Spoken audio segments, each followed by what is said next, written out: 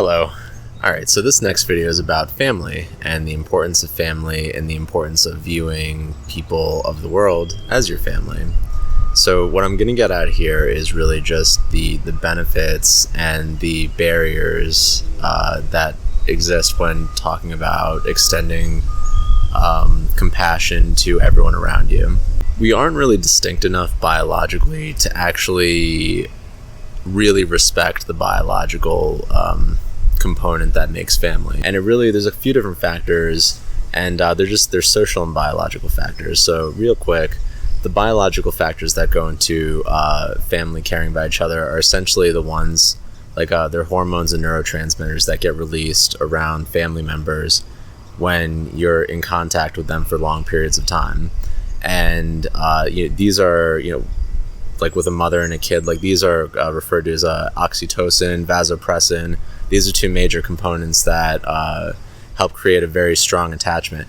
And these things, they're not just biological factors either. Like you release these things, these chemicals, like when you're in a relationship. They're really just a relationship generated. So it's not like specific to your own flesh and blood.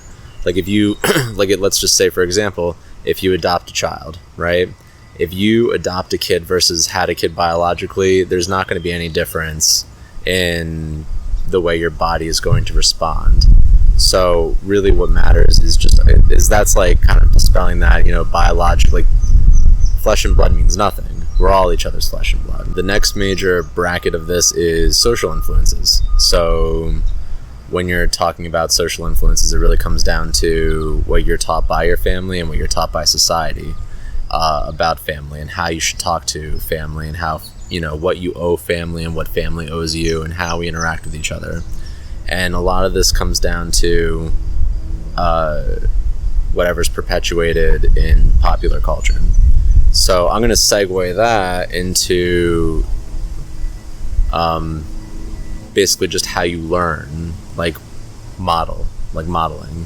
So like your parents, your cousins, anything you really see while you're growing up is that's how you're going to learn, like how family treats family. It could be anything, really. I mean, and that's almost, that's the proof is in the pudding, because you can have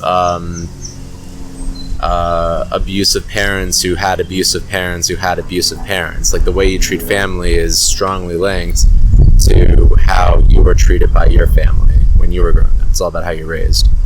And then finally, I'm going to bring the news back into this, because I think that this is one of the things that prevents us from branching out as far as sharing our compassion with others, is the way other people are portrayed on the news. And the news is mostly negative. It really is, because if it was positive, it wouldn't gain as much traction as another station that showed more negative stuff, because we have an aversion to negativity. We want to make sure we know what's going on, even if it's bad, even if it brings us down, because it's sort of like a play on survivability, how we want to survive. And news stations and media sources take advantage of that. They know it works. That's why a majority of the news is negative, unfortunately. So if you're going to really just go by the news, you're going to have to look at how people are being portrayed. And unfortunately, people aren't often. So like my last video, I did what you see is all there is, how the availability of information is all you have to sort of, or the availability of information is essentially what you're going to base your opinions off of and your feelings off of. So if you see on the news, like let me back up a second. Plane crashes, right? You hear about more plane crashes than more successful plane landings. The plane landing isn't news, but all you're hearing is the plane crashing, right? So you don't hear about so getting back to people, you don't hear about all like the Joe went to work today and did a good job. Like, no, you hear like Joe went to work today and shot 7 people in the office, and then he went home and killed himself. Like, that's not. If you see mostly stuff like that, then what you're going to do is you're going to start to generalize, and that's how racism and stereotypes and all these things get perpetuated. And it's terrible. It's really freaking awful. And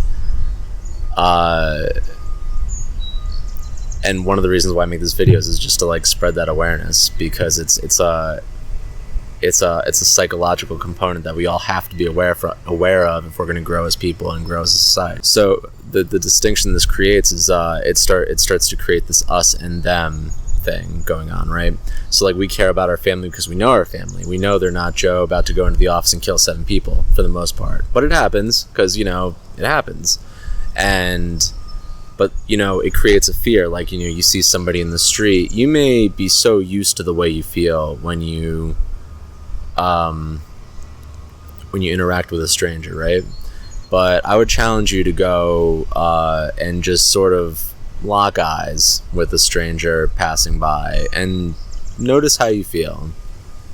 Do that a few times, and really and then do that with a family member, and then do that with a friend, and then just notice how each one of these different people makes you feel. And then remember that strangers are just friends and family you haven't met yet. It's work. It really is work. You have to practice doing that. Me telling you this isn't going to change anything. It's just like, this is availability heuristic. What you see is all there is. You saw this once, right?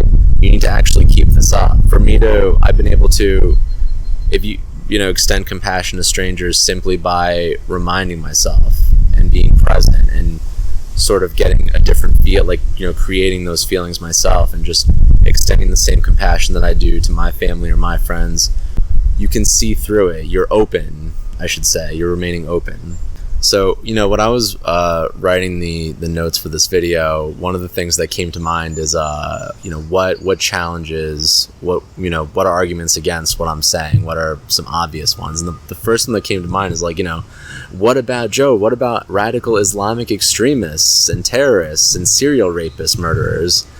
Do I extend compassion to them too? Do I, love them too? And it's like really hard to tell somebody yes, because and I had to think like, how am I gonna like really get this across to people?